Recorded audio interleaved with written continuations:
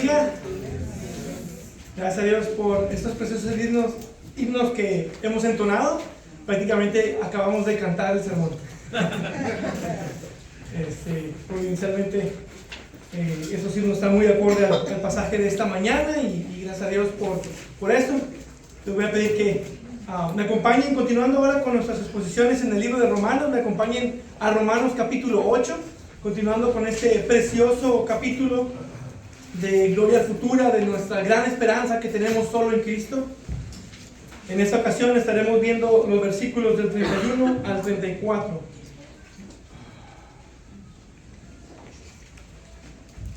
Romanos capítulo 8, versículos del 31 al 34.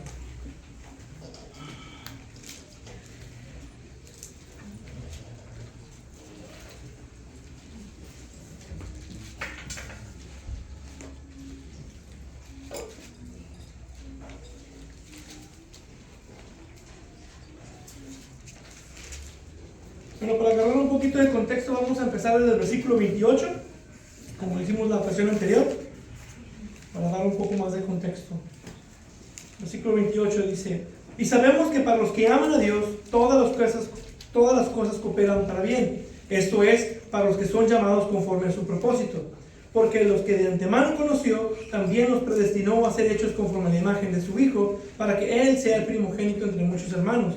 A los que predestinó, a esos también llamó. A los que llamó, a esos también justificó. A los que justificó, a esos también glorificó. Entonces, ¿qué diremos a esto? Si Dios está por nosotros, ¿quién estará contra nosotros? El que no negó ni a su propio Hijo, sino que lo entregó por todos nosotros, ¿cómo no nos dará también junto con Él todas las cosas? ¿Quién acusará a los escogidos de Dios? Dios es el que justifica. ¿Quién es el que condena? Cristo Jesús es el que murió, sí, más aún, el que resucitó, el que además está a la diestra de Dios, el que también intercede por nosotros. Vamos a ver. Padre, Dios eterno, Dios de toda gloria, Dios soberano, y te rendimos toda adoración porque eres el ser único digno de recibir toda alabanza, gloria, por siempre y para siempre. Te pido que en esta mañana seas con nosotros, tu Espíritu Santo nos hable a través de esa porción y nos ayudes a entender las preciosas realidades que están escritas aquí acerca de la elección, de la predestinación, acerca del amor que tú has establecido y de la plena certeza y confianza que tenemos en la obra completa de Cristo Jesús. Te pido que obres en nosotros, nos hables en esta mañana, en el nombre de Jesucristo. Amén. Amén. Bueno, en la ocasión anterior comenzamos a adentrarnos a una nueva doctrina que Pablo explicará más a profundidad en el siguiente capítulo. Ahora estamos ya al final de este asombroso capítulo lleno de esperanza para los creyentes. El pasaje de hoy, la siguiente ocasión, el siguiente domingo, veremos estos pasajes que nos hablan de la preciosa garantía y la certeza de salvación que tenemos en Cristo Jesús. Recordemos que de hecho, ese es el énfasis de todo este capítulo. La certeza de nuestra salvación y el estado final en gloria. Pablo comienza a dar todo el conocimiento que el cristiano necesita en medio de las distintas adversidades, conflictos y sufrimientos que tenemos en esta vida presente. Que son de hecho, vemos que son usadas por Dios para nuestro bien. Y comienza con la razón máxima de por qué tenemos esta certeza en el versículo 1. Ahora no hay condenación para los que están en Cristo Jesús.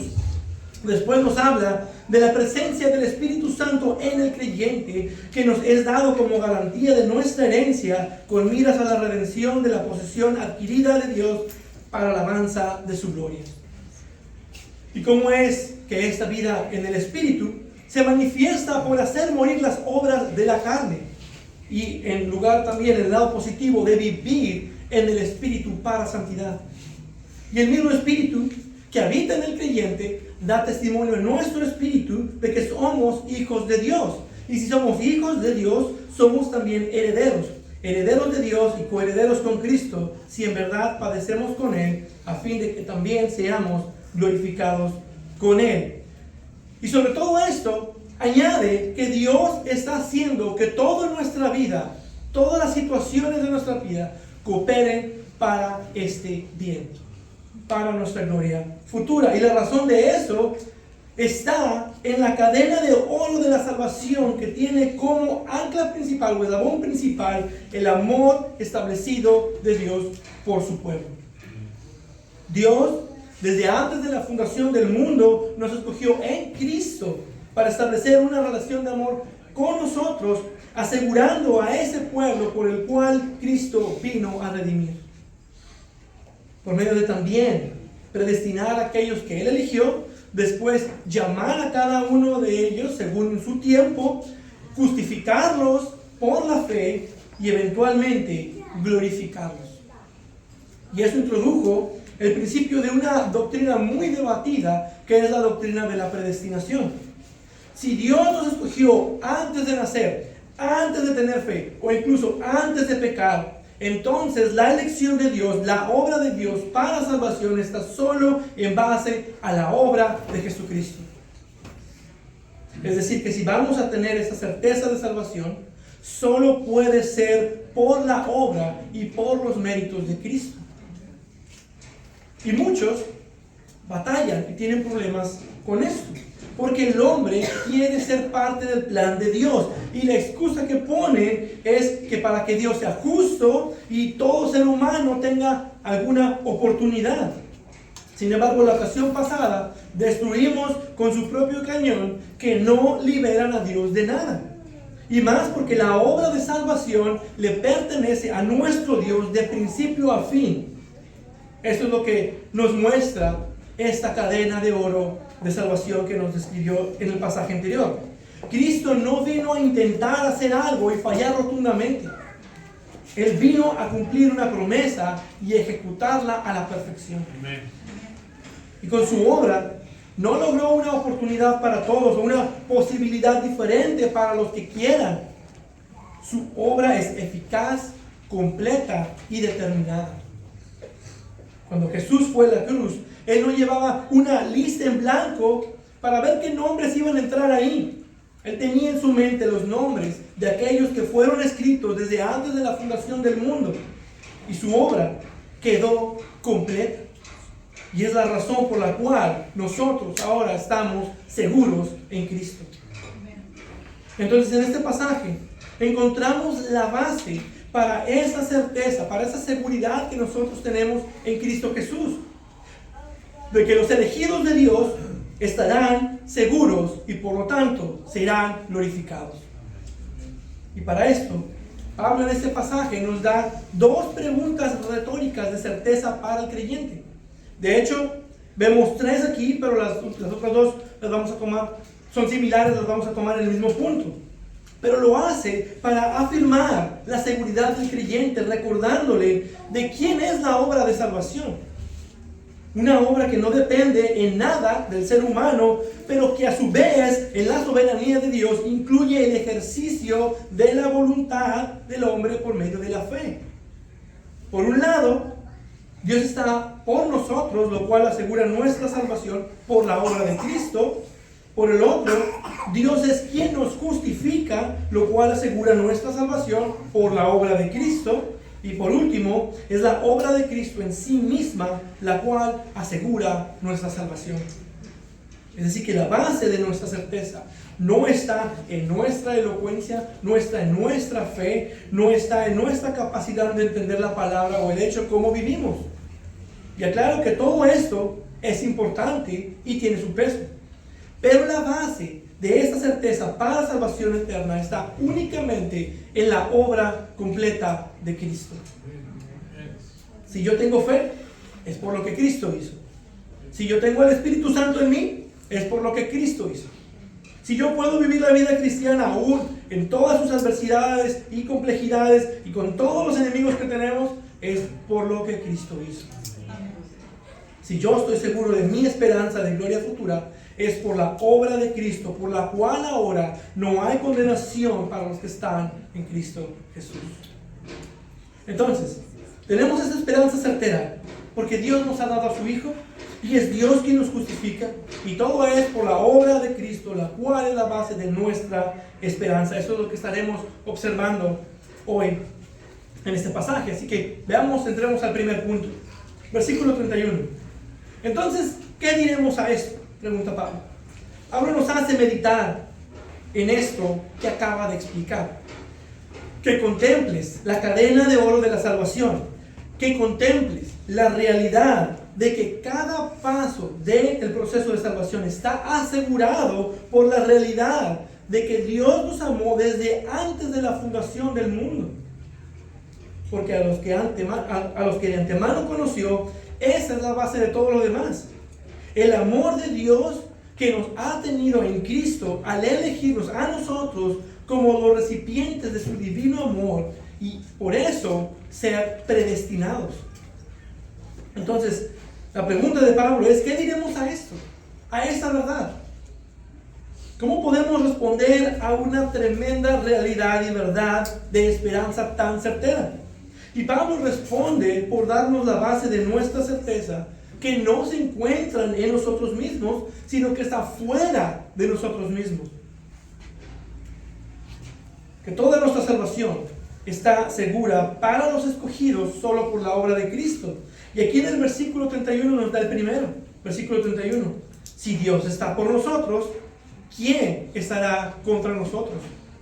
Si Dios te amó y te eligió desde antes de la fundación del mundo, Dios no permitirá que nada ni nadie se ponga en el camino de la obra que Él está haciendo en ti. ¿Quién se puede oponer a tu crecimiento? ¿Quién se puede oponer a lo que Dios está trabajando en tu vida? ¿Quién te impedirá ser transformado a la gloriosa imagen de Jesucristo? ¿Qué lo puede impedir? Si Dios, quien decidió amarte, el ser supremo y soberano del universo, el omnipotente Jehová de los ejércitos, el Rey de gloria y de verdad, el juez de toda la tierra que habita en luz inaccesible, el castillo fuerte y la roca eterna de nuestra salvación. Si Él está por ti, ¿en serio crees que habrá alguien que se pueda oponer, que pueda estar en contra de ti o en contra de lo que Él está haciendo? Ahora, no está diciendo que el Hijo de Dios no tiene enemigos. Anteriormente hemos estado observando que todo creyente tiene tres enemigos principales: Satanás, el mundo y nuestro pecado remanente. Sin embargo, más adelante de este mismo capítulo nos da una lista de cosas que pueden y quieren destruirnos, que buscan separarnos del amor de Dios. Entonces el creyente sí tiene enemigos y sí tiene luchas. Lo que Pablo dice es que a pesar de todos esos enemigos y de todas estas situaciones que buscan dañarnos y separarnos de Dios, si Dios está contra nosotros, nada de eso tiene valor. Cualquier cosa o persona que esté en nuestra contra para nuestra salvación o ser conformados a Cristo están destinados a fallar. Nada puede impedir la obra de salvación que Dios ha iniciado en nosotros. Nada en este universo, visible o invisible, puede frustrar el amor que Dios ha determinado tener en ti. Y la certeza de que nada estorba la obra de Dios en ti encuentra su base en el amor establecido en la eternidad pasada. No en algún momento en el tiempo, no en ti, en el amor que Dios estableció desde la eternidad pasada. Y eso a su vez tiene un seguro de certeza adicional, porque nos dice que la razón de ese amor por la cual Dios está por nosotros no está en nosotros. No está en nuestro valor, no está en nuestra fe, no está en nuestras acciones o méritos. Versículo 32. El que no negó ni a su propio Hijo, sino que lo entregó por todos nosotros, ¿cómo no nos dará también con Él todas las cosas? Esta verdad es una increíble roca de certeza para el creyente. ¿Te preocupa si tendrás salvación eterna o dudas a veces de tu salvación? ¿Te entran a veces dudas si es que llegarás al final? Dios no negó a su propio Hijo. Dios ha dado lo más valioso que Él tenía por ti. ¿Qué más certeza puedes tener de que esa realidad, de que Cristo, nuestro Salvador, lo más precioso de Dios, fue enviado por nosotros. No lo negó, sino que lo entregó por nosotros. Dios envió a su Hijo en forma de carne de pecado, pero sin pecado, para ser el Cordero de Dios que quita el pecado del mundo, para dar su vida en rescate por muchos. Y como veremos más adelante, es por su obra que nosotros somos salvos. Y tenemos una certeza tan segura, que Dios mismo envió a su Hijo. Dios mismo envió a su Hijo. Y luego tenemos la pregunta retórica: ¿cómo no nos dará también junto con Él todas las cosas? Si Él nos ha dado lo de más valor, ¿cómo no nos va a dar también lo de menos valor? Ahora bien, este pasaje es muy mal usado por muchos, especialmente los del Evangelio de la Prosperidad. Si Dios me dio a Cristo, lo más valioso, también me dará cargo del año. Junto con Cristo, Dios me ha dado todo para tener lo mejor de mi vida ahora. Eso es lo que dicen, pero no es lo que Pablo está diciendo. Porque este contexto está en base a la certeza de salvación. Y es en ese contexto en el cual están todas estas cosas. Si Dios ha dado lo más valioso para nuestra salvación, ¿cómo no nos dará también cualquier otra cosa que necesitemos o ocupemos para nuestra salvación? Dios entregó a su Hijo y no se asegurará de que su obra sea perfecta, completa y que esté segura. Por supuesto que sí. Por eso es una pregunta retórica. Dios nos va a dar todo lo necesario para nuestra salvación. Cristo vino a vivir para obtener una justicia, a morir por pecadores, a resucitar como primicia de nuestra resurrección y a ascender al cielo para regresar al Padre. ¿Te hace falta sabiduría? Pídesela a Dios y Él alegremente te la concederá. ¿Te hace falta fortaleza? Él es nuestro poder y fortaleza, porque todo lo puedo en Cristo que me fortalece. ¿Te hace falta paciencia? Pide a Dios para que Él siga obrando en ti, y aquel que comenzó la buena obra la va a terminar. Todo lo que creas que te haga falta para seguir creciendo la imagen de Cristo y seguir caminando y teniendo esta grandiosa certeza de gloria eterna, todo eso está contemplado y cubierto por la obra de Cristo. En Cristo ya tienes todo lo que necesitas para tu glorificación. Y eso es una excelente base para nuestra certeza de esperanza de gloria futura. Si Dios entregó a su Hijo, Él también nos asegurará por el amor que estableció en nosotros desde antes de la fundación del mundo.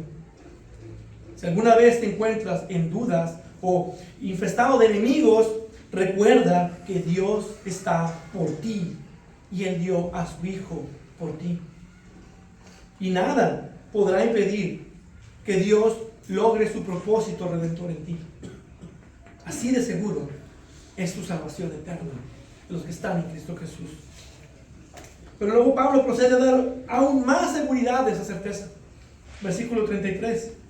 ¿Quién acusará a los escogidos de Dios? Dios es el que justifica. ¿Quién es el que condena? Cristo Jesús es el que murió. Como observábamos, estas son preguntas retóricas. La respuesta a ambas es ninguno.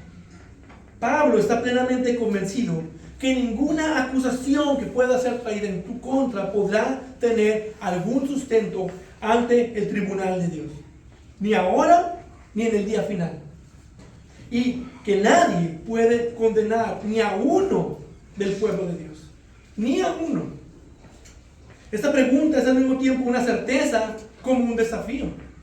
Porque Pablo, quien escribió esto, él estaba disfrutando de esta seguridad y ahora él está alentando con esto al pueblo de Dios. Porque la misma base de esa certeza la debe tener todo cristiano. Pero ¿qué es lo que le da a Pablo? Esa certeza tan segura de que nada podrá separarlo del amor de Dios que es en Cristo Jesús, y que nada lo podrá condenar y que nada lo podrá separar. Primero veamos lo que no es. En primer lugar, esa certeza no es no era por una falta de sentimiento de culpa del pecado. Pablo sabía que él era un pecador. De hecho, toda esta seguridad ha estado hablando es precisamente para fortalecer al cristiano en ese sentido. Desde el capítulo 7 de Romanos, donde habla de la batalla contra el pecado remanente, y al reconocer el mucho pecado que aún había en él, él estalla diciendo: miserable de mí, ¿quién me librará de este cuerpo de muerte? Entonces esa certeza no viene por ignorar el pecado que tenía o de minimizarlo. Pablo se incluye con nosotros como alguien que era de naturaleza pecaminosa por el pecado de Adán. De hecho, Pablo se consideraba el mayor de los pecadores en 1 de Timoteo 1:15. Y recordemos que en el contexto de ese pasaje, él ha sido un blasfemo, perseguidor y agresor. Él sabía que antes de Cristo era un pecador sin esperanza. Y ahora en Cristo, aún era un pecador, pero ahora uno perdonado por gracia. Y por lo tanto, la falta de sentimiento de culpa no es lo que nos da la certeza de seguridad. Una seguridad basada en intentar minimizar tu pecado y de sentir que no eres tan pecaminoso es una seguridad falsa. Te sería mejor sentirte tan abrumado por tu pecado que te aplaste el corazón y que te impida voltear al cielo. Es mejor eso que lo otro, porque no es más que una falsa seguridad farisaica. En segundo lugar, tampoco es callar todo intento de condenación al ver cualquier falla o logro de uno mismo. No está confiando en que Dios no lo condenará porque ora mucho o porque él intenta vivir de la mejor manera. Su certeza no está puesta en su misma fidelidad o devoción hacia Cristo. Confiar en tus propios actos de piedad. No es por sufrir tampoco más o sentir que estés más cerca de Dios, o incluso porque a lo mejor eres misionero, esforzado y crees que te has ganado ciertos puntos delante de Dios. Tampoco es una certeza basada en que en el futuro vas a ser mejor. No es por ningún acto o sentimientos personales. Su seguridad y su certeza no provienen de nada de eso, porque esto no es más que una falsa seguridad religiosa. Ahora entonces, ¿por qué es que tenía esta certeza? ¿Cuál era su fundamento para tener tal esperanza que no desilusiona? Y esa certeza que todo creyente debería de tener y que Dios quiere que tengas, y es la razón por la cual tenemos nuestro texto hoy, está basada únicamente en realidades del Evangelio de Jesucristo que están fuera de uno mismo.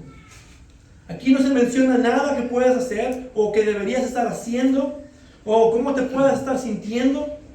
Esta seguridad está fundamentada únicamente en lo que Dios ha hecho en Cristo Jesús por ti. Observen el pasaje. ¿Quién es el que acusará? Dios es el que justifica. ¿Quién es el que condena? Cristo Jesús es el que murió. Y hay tres verdades aquí del Evangelio que podemos observar para esta certeza. Y en este punto veremos dos.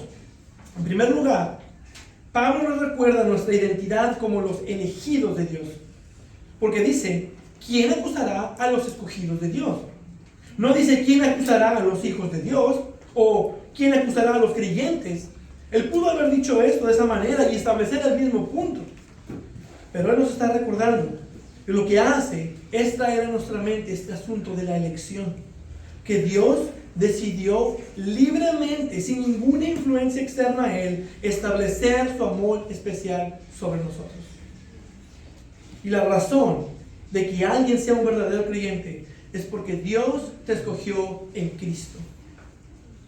Nos está haciendo no dejar de lado esta cadena de oro de la salvación en la cual cada eslabón hasta nuestra glorificación será una realidad. Y es hermoso considerar nuestra identidad como elegidos de Dios. Así es como se refieren las Escrituras a los creyentes, los elegidos. Si Dios estableció amarte desde antes de la fundación del mundo y llevarte a la gloria según su plan infalible de salvación, ¿cómo es que permitirá que alguien te acuse a ti? ¿O cómo es que Él mismo te pudiera acusar? Hermanos, ¿piensan esto de ustedes mismos? ¿Se identifican y se relacionan en esta identidad que tenemos como elegidos de Dios? Si no quieres creer en esta doctrina, te pierdes de mucha bendición y verdad. Pero no puedes quitar el hecho de que está aquí en la Biblia, y Pablo nos lo está recordando. Y tú como creyente debes entender la realidad de tu identidad como un elegido de Dios. Dios quiere que pienses de esta manera. Por eso nos ha dejado estas verdades y nos ha declarado estas verdades en su palabra. Raimundo Stenós, en su libro La identidad del cristiano, comenta: cuando pienso en mi identidad como cristiano, puedo ver que no estoy solo trabajando para formar una mejor persona en mí, sino que veo activamente a un Dios soberano que ha decidido escogerme para trabajar en mi vida, y esto me trae seguridad y un profundo aliento. Siempre la verdad de la elección de Dios constituyó un aliento para los que vivían en un mundo que les traía muchos sufrimientos. Considerad nuestra identidad como los elegidos de Dios ha sido, es y será de gran bendición, que debe llenarnos de mucho gozo, especialmente en los momentos de sufrimiento, en los momentos de persecución o de adversidad. Dios nos ha escogido para ser su posesión particular, para pertenecerle a Él. Y si esa fue decisión de un Dios soberano que no tiene igual, ¿quién acusará a los escogidos de Dios? La segunda razón para esa certeza dice que Dios es el que justifica.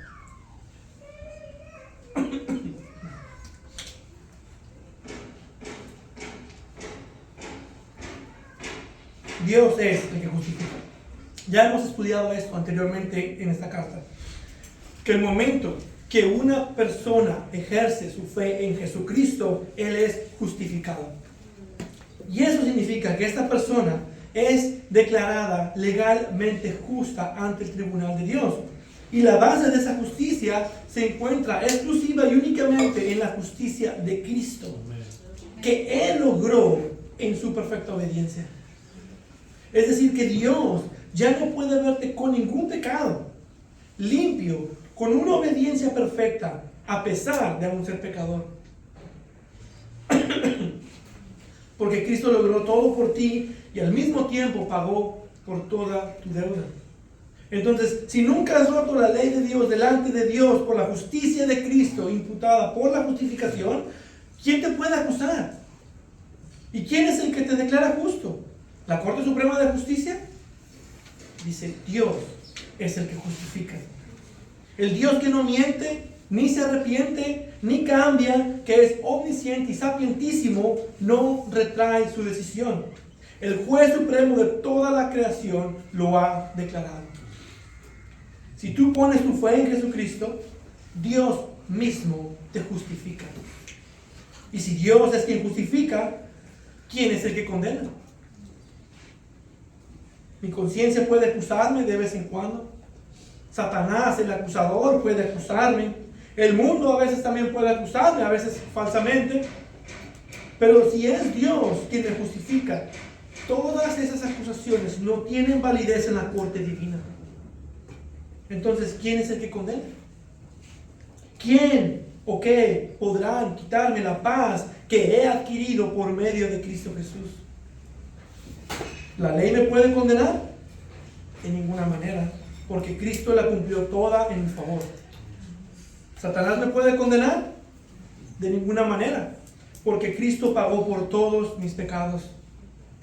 ¿Quién en todo este universo creado podrá condenarnos?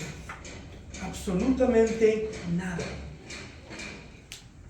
Entonces tenemos una certeza asegurada para nosotros en que al entregar a su Hijo por nosotros, Dios ha demostrado estar por nosotros y darnos todo para nuestra salvación.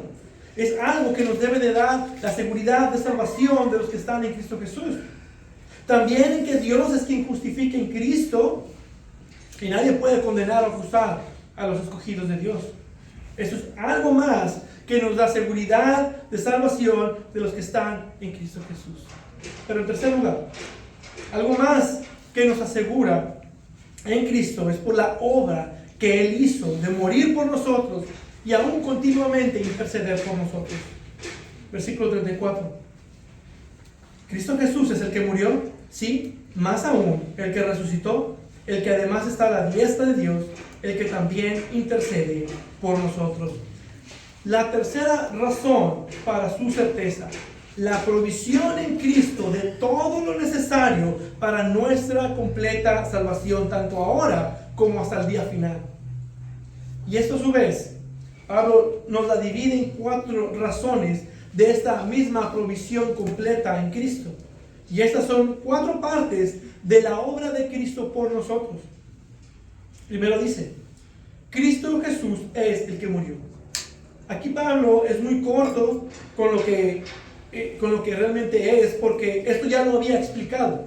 Aquí está hablando de la parte penal de la paga por el pecado, en el cual Cristo tomó nuestro pecado y pagó sus consecuencias para que nosotros no tuviéramos que sufrir las consecuencias de nuestro pecado. Su muerte fue una sustitución penal. Es el hombre que tenía que morir por su pecado, pero Cristo tomó ese lugar por nosotros, su muerte expiatoria por los pecadores. Cristo, el Cordero de Dios que quita el pecado del mundo, fue inmolado en la cruz del Calvario. Él murió por nuestros pecados. Cristo fue condenado en nuestro lugar. Él sufrió la sentencia de muerte en nuestra representación, y al morir Él en la cruz, todo su pueblo murió con Él, como su representante federal. Y por lo tanto, todos los que creen en su nombre jamás podrán ser condenados. Nadie los puede acusar tampoco, porque todos los pecados ya han sido castigados en Cristo Jesús. Y como Dios justo, Él jamás castigará el pecado 2 veces, ni injustamente. Nuestra certeza proviene de la obra de Cristo. Cristo fue quien murió por nosotros. En segundo dice, sí, más aún, el que resucitó. Ese aún más nos dice que la muerte de Cristo es suficiente para nuestra seguridad, pero añadamos de más a eso. Aún tenemos más garantía de esta seguridad. Cristo hizo más que solo morir por nosotros, y eso nos da aún más base para esa certeza. Ahora, ¿cuál es la conexión entre la resurrección y la certeza de que ya no seremos más condenados? Y es lo que la resurrección comprueba sin lugar a duda la suficiencia de la obra expiatoria de Cristo en la cruz. Es decir, que Dios el Padre tomó el pago completo por la muerte de Cristo, y no debiendo absolutamente nada, no había razón para dejarlo muerto. Entonces su resurrección es la vindicación de que lo que Cristo hizo está completo y asegurado. Porque si Cristo no hubiera resucitado, ¿qué esperanza tendríamos de que realmente todo fue pagado? A lo mejor aún estuviera pagando por esos pecados y no lo sabríamos. O a lo mejor que ese pecado, ese sacrificio por el pecado nunca hubiera sido válido por Dios, y no tendríamos razón para el perdón de pecados. Pero es por la resurrección, donde Cristo, al regresar de los muertos, al levantarse de los muertos, Él trae un recibo de la deuda sellado con una leyenda que dice, todo pagado por completo.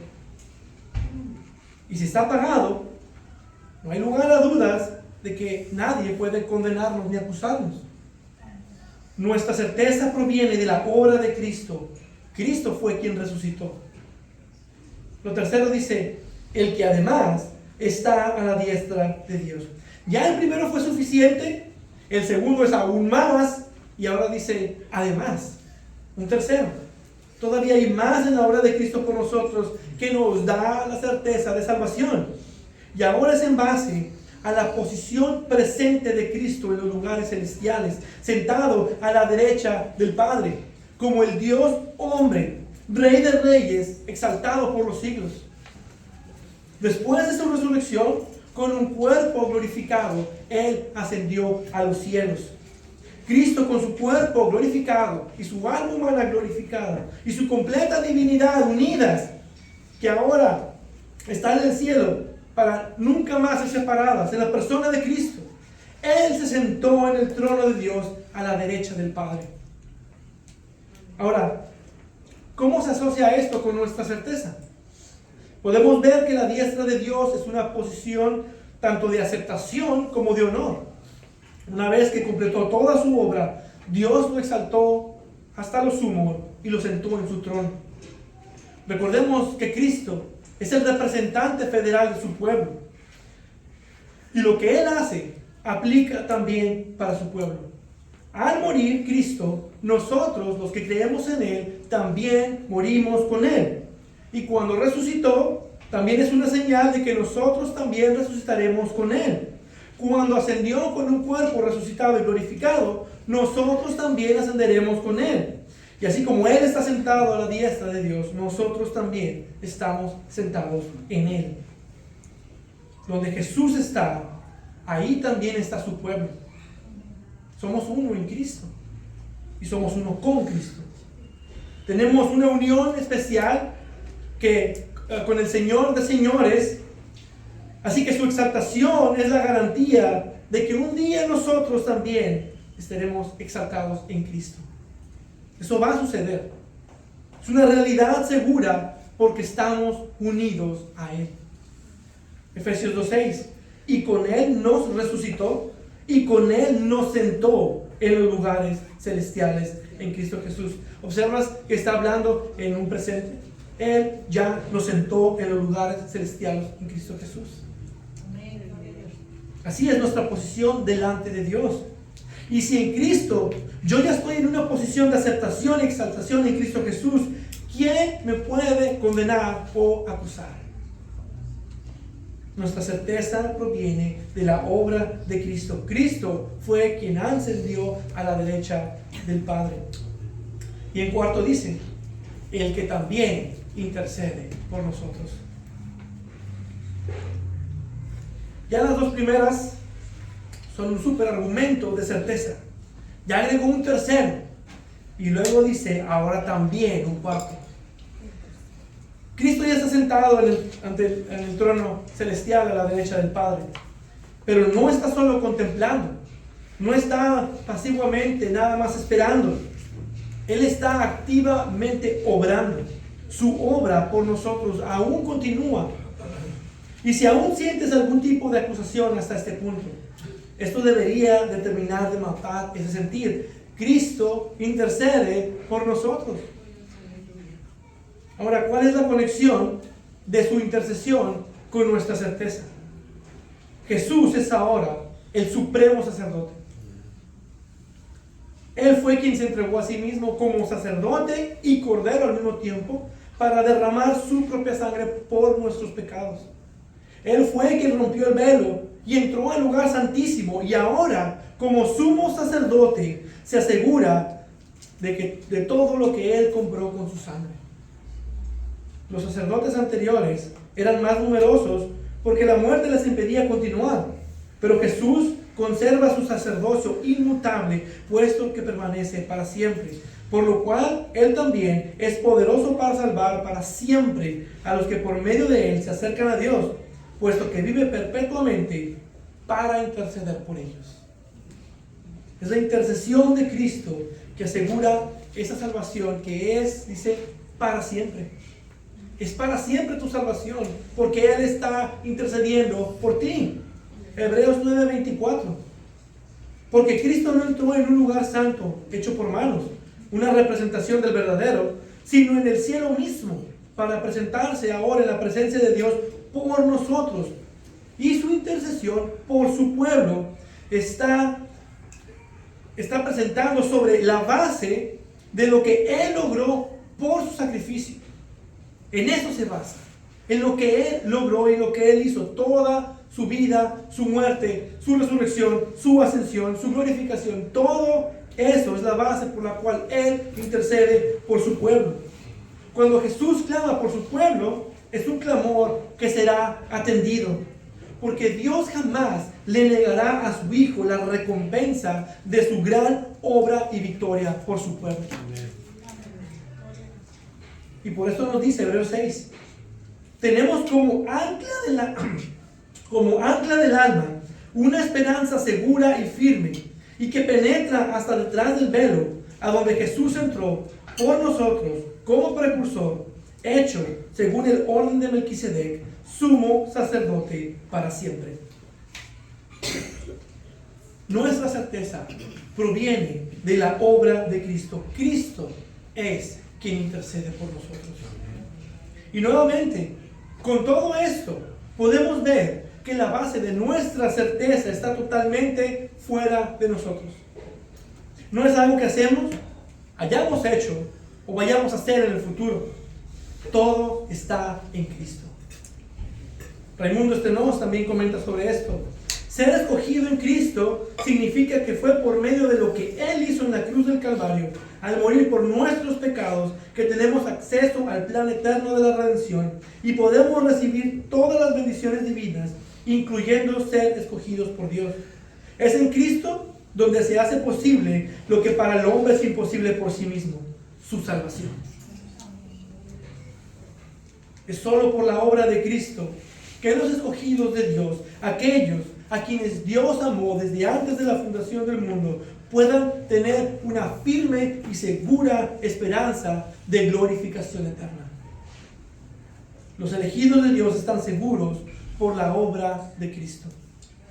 Y nada, ni nadie puede acusar, y mucho menos condenar, y como más adelante va a decir, tampoco nos podrán separar del amor de Dios que es en Cristo Jesús. Amén. Termino con esto. Querido cristiano, esta es la certeza segura que tenemos de salvación, una eterna gloria en Cristo Jesús. Y este mensaje, esta certeza, Dios quiere que tú la tengas también.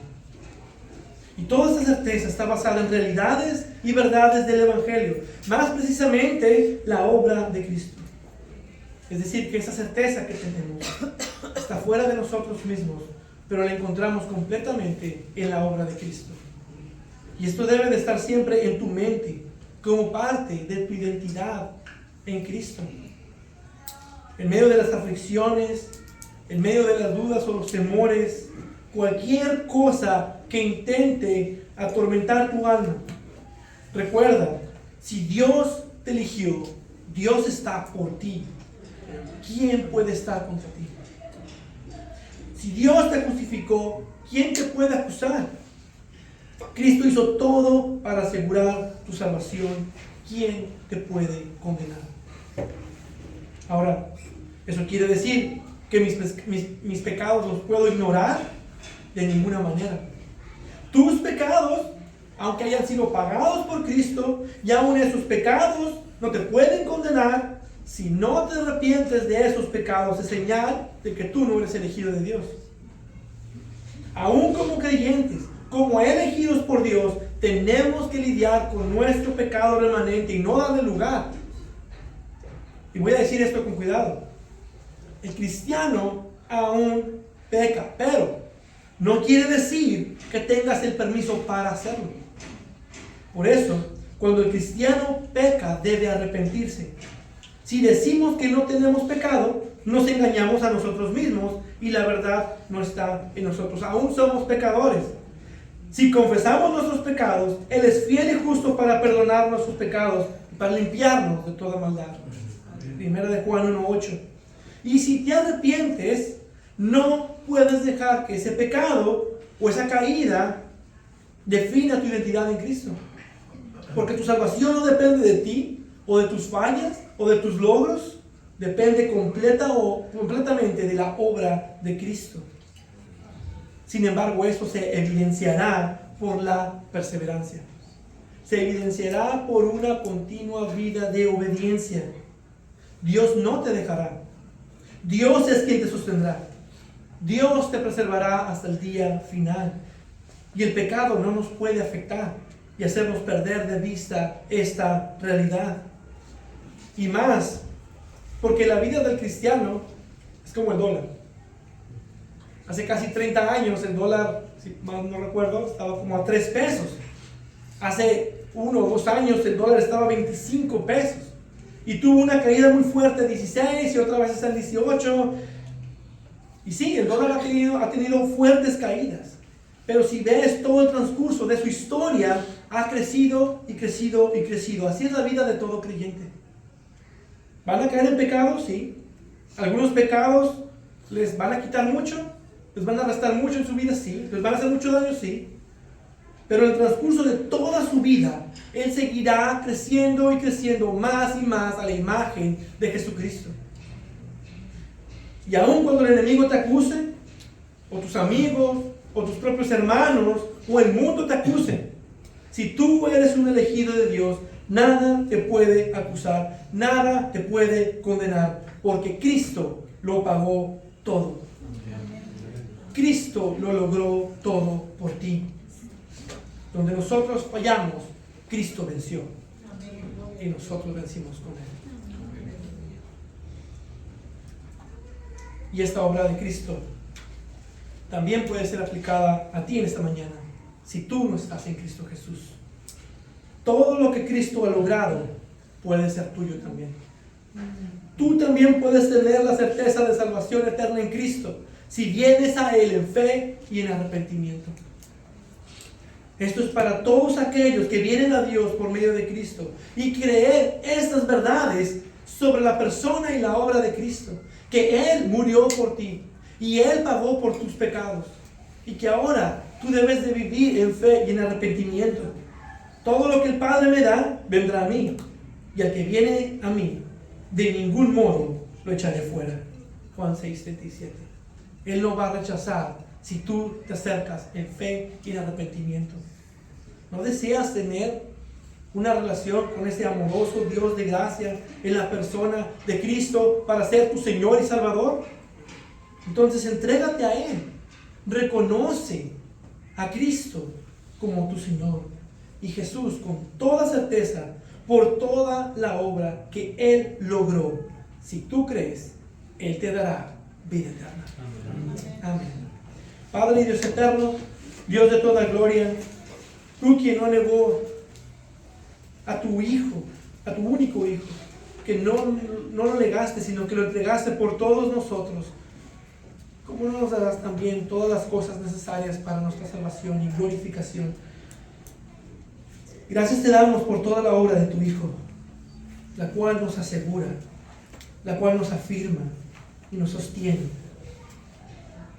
Sigue trabajando por medio de tu palabra, por medio de tu Espíritu en nosotros. Sigue trabajando en cada uno de nosotros.